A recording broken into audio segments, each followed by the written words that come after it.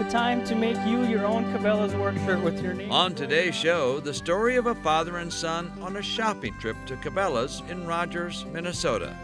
But it's a shopping trip that's much more than that. Next, we head to the St. Croix River Valley to feature a state park that was established in 1895. Hike both sides of that St. Croix River at Interstate State Park. And later, our Minnesota-bound classic features a past favorite of mine. Why really do birds sing? We take a look at the science and nature of the bird song. Those stories and more next.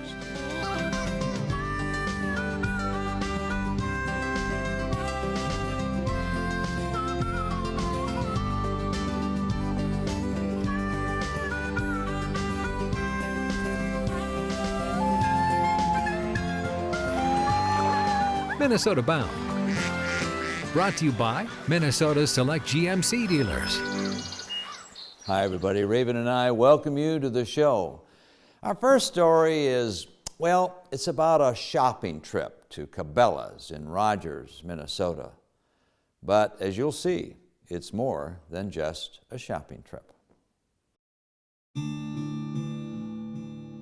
Shopping trips to Cabela's in Rogers, Minnesota normally don't make anybody cry. Rod plus reel, life jacket, map book, tackle box, hat. But this one brings tears. I get a little choked up talking about this next story. Fish book, line. Probably just about everybody at Cabela's felt a lump in their throat the day Nolan Dinan and his mom Jennifer came to shop and look around. I want to thank Jennifer for taking the time and having the courage to write the letter she wrote. Oh yes, this shopping trip began with a letter sent to Cabela's employees on a summer day in 2011. It was really just a thank you note. Dear Manager, this letter is difficult to write, but I feel it's important for you and your staff to understand the impact you have had on our family. In May of this past year, my husband passed away, leaving me and our 10-year-old son, Nolan. During the final months of his life, Wade would take our son Nolan to Cabela's for a field trip. They would spend hours viewing the displays and dreaming of the days to come. They would come home with new shirts, hats, and stories of the mountain lion that they had hunted or the big fish that got away. When Nolan's dad, sick with diabetes, was too weak to walk the aisles, Nolan, who was 10 years old at the time, explored Cabela's on his own, intrigued with his own rich imagination. But their trips to Cabela's came to an end on May 25, 2010. Nolan's father had passed away. He was 44. Once Wade had passed, there was no question in our minds that his urn needed to come from the great outdoors. A few fishing accessories, and of course, a gift card to send Wade on his way. My son was more of a man than I could ever imagine that day, and told me that God was going to take Dad fishing. He addressed the gift card to God, and it was placed with Wade in the ground to rest. I cried, and Nolan said, "Don't worry, Mom, Dad is gone fishing." Those words will never be the same again. I really want to thank you and your staff for giving my son and his father some of the best memories they could share. The letter to Cabela's was signed, "A loyal customer for life." It was such a touching story and such a touching letter that I knew we had to do something to give back. Jim Cabela himself, the guy who started it all, was touched by the story. What happened next at Cabela's for Nolan was, well, for the inspiration that you give us. This is something for you to remember this day, and you are the reason why we do what we do, so I can't thank you enough for this. So please accept this on our behalf.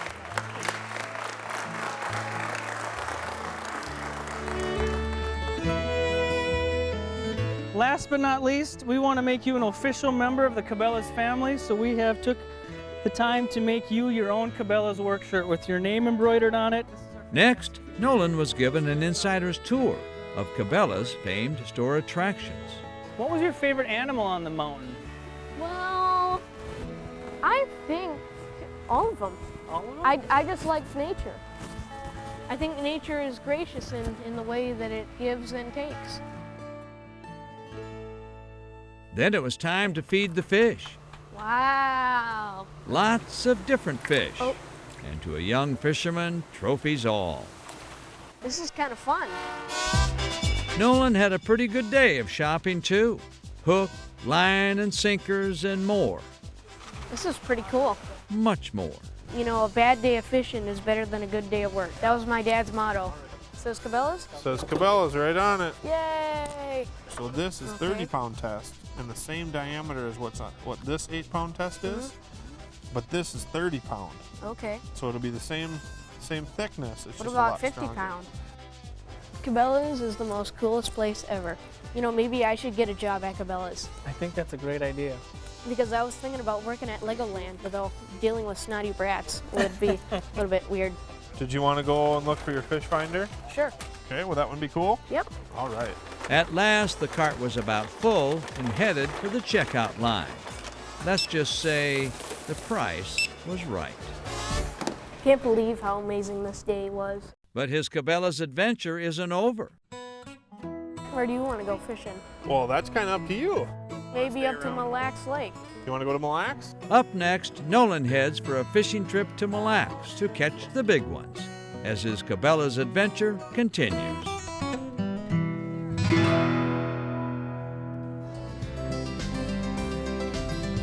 When we return, more about Nolan, his mom, and the folks at Cabela's.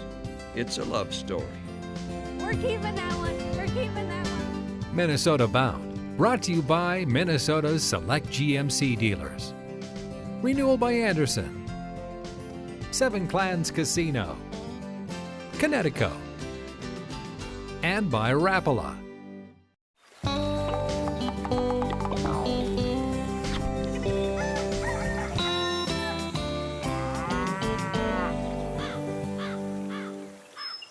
Time now to continue with our Cabela shopping trip story, one that even the Cabela's folks will never forget.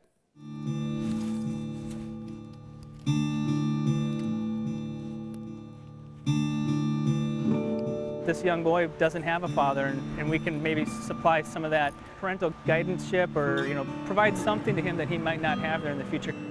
All of which explains why, on this day, Nolan Dinan and his mom Jennifer are fishing on Mille Lacs, courtesy of Jeremy Keel, a professional bass angler from Excelsior, Minnesota. What is this?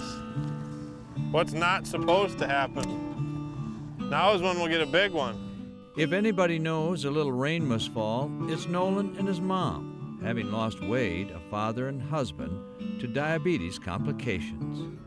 Wade really loved the outdoors. He enjoyed everything about it. And when our son was very small, he wanted Nolan to experience the great outdoors. So the first thing he introduced Nolan to was fishing. Okay. There you go, bud. Good job. But it really means a lot to me that Nolan will continue his love of the outdoors and continue to enjoy fishing. And I know that that would make his dad proud.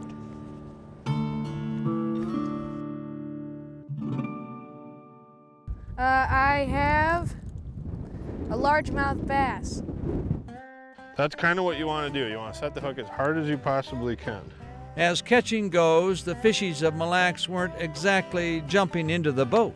But then, Nolan knows they seldom do. Even though the fish aren't cooperating, still having fun, right? Yep. Wind and rain, but then suddenly a bite. Holy crap! We're keeping that one. We're keeping that one. There you go. Yeah! Open the live well. Yeah, huge one. That fish was huge, and the last thing that I remember was, holy crap!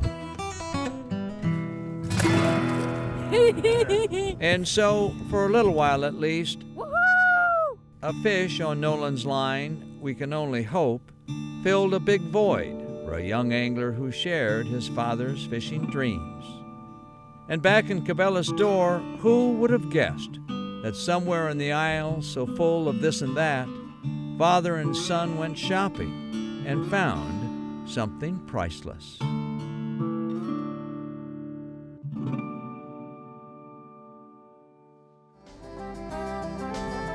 Time to head to the Minnesota and Wisconsin State Park, where you can hike both sides of the St. Croix River. Closed captioning is brought to you by The Yard, premier manufacturers of maintenance-free outdoor patio furniture and accessories from recycled plastic.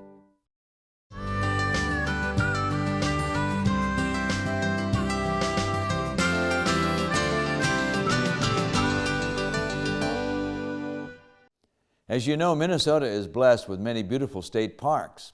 Well, coming up is a story about one that we share with the beautiful state of Wisconsin. Think of visiting a state park and what comes to mind is camping or sitting around a campfire. But here at Minnesota's Interstate State Park, the rocky ledges that guard the St. Croix River inspire another passion. Clip that in place. And lock the carabiner. And we're ready to go. On belay? Belay's on. Where there's rock, there's Climbing? Climb on. Now, it's fair to ask, why climb? What's wrong with just sitting around a campfire? Interstate State Park is a great location. You've got the river right below you while you're climbing. It's within an hour of the Twin Cities, so it's a great location, easy access to a lot of the climbs. When Interstate Park was established more than a century ago, there's no doubt the founders were awed by the river's mood and its rocky path. It's the scenic beauty of the St. Croix Valley. It's the dells of the St. Croix River. You have the geological formation of the basalt rock, which is a volcanic flow about 1 billion years ago. And then you had the erosion caused by the glaciers coming over the area, and when they melted, they eroded out and created this beautiful valley. So fascinating that in 1895, Interstate became Minnesota's second park following Itasca. As the name implies, Wisconsin preserved its side of the river at the same time. Interstate Park is the 5th busiest state park in Minnesota, and it's the 2nd smallest state park. So yes, we are very popular. We're a gateway for people to get on the St. Croix River. The canoeing is a very popular thing, so we put many, many people on the river, and this is their first experience of the St. Croix River. The mysteries of geology also appear in the park in the form of giant potholes, created by hundreds of years of swirling water eating away at soft rock. Our deepest pothole is about 67 feet deep. We have some of them that are 30 feet in diameter. There are over 140 known potholes in the park. So it's just a very unique resource that are only found in a few areas in the world. As every climber knows, what goes down must come up, or vice versa, even in a state park. It's excellent. I can see the river, I can see across the Wisconsin side, I can see everything. That's what makes it worth it coming up here, because you can't see anything from the ground. If you don't like climbing, remember at Interstate Park there are other scenic views, such as this one from high atop a paddle boat seat.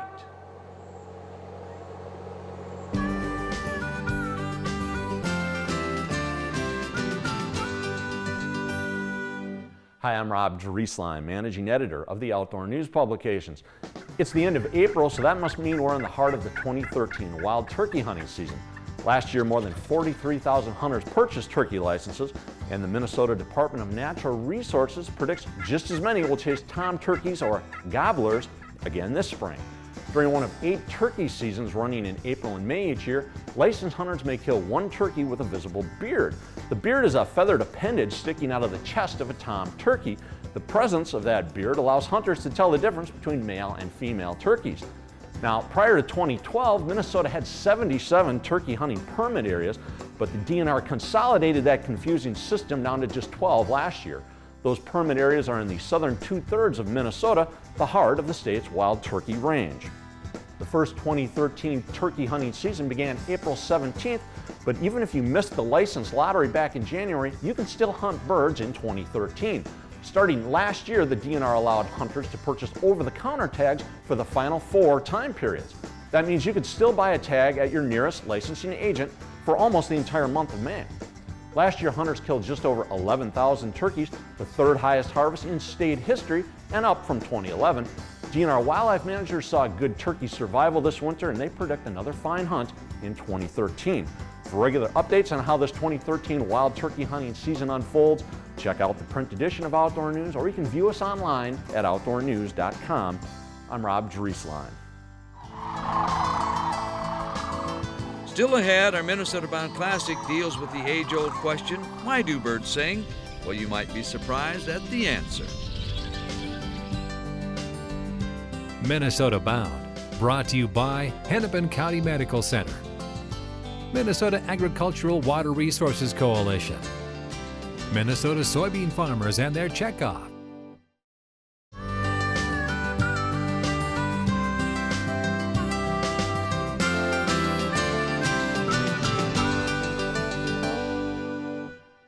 Our Minnesota Bound Classic this week is one of my favorite stories because it poses the question, why do birds sing? Well, it's a question that's fun to answer. In nature, they are the Earth's choir, wearing feathers instead of robes. Their music rings from the tops of trees to the tops of cattails. They sing from on high, or out on the prairie, or deep in the forest. It's music we hear free and wonder if any of it is for us. I think it's a little more basic than that. It's more of a, if you don't sing, you don't get to hold the territory, you don't get to have youngster, and you don't have food. I wished it were a little bit more poetic, but it doesn't seem to be. Sometimes they make noises just because they're alarmed. Sometimes they make noises because they're scared.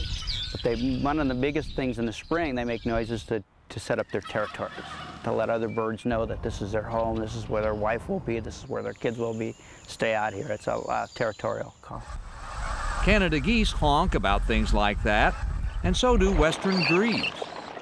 Sometimes they slightly modify the call just a little bit, which is more attractive as a female, although sometimes it's the same call, it's just that the female decides that this is time to mate, this is going to be my mate, and so she goes in even though the males stay and stay away.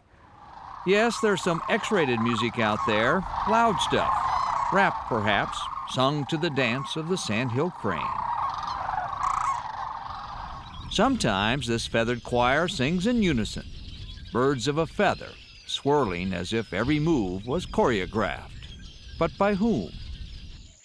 In winter's cold and snow, birds tend to sing a different tune. In Minnesota, there's not a lot to sing about. They don't sing in terms of territorial. It's still the group calls. Ravens and crows are amazing creatures. A friend of mine who studied them claims that they have 43 different call notes. And they really do have a communication system. And they oftentimes will communicate when they dislike something, or certainly they communicate when there's an owl in the area. Some birds around us are mostly silent, but I suppose having to eat carrion every day, well, it's not much to sing about. Our national emblem doesn't say much either. In their courtship flight, bald eagles would rather dance than sing.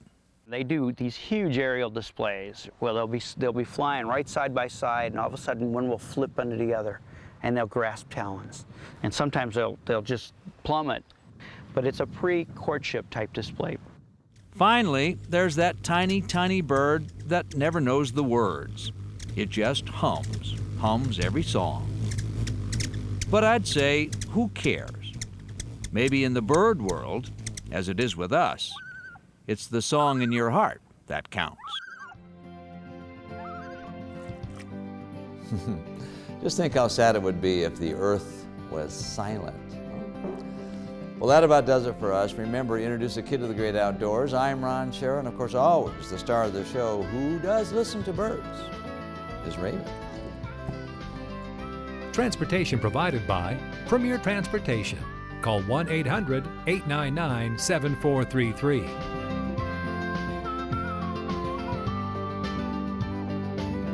For more information on these stories and more, catch us on the web at mnbound.com.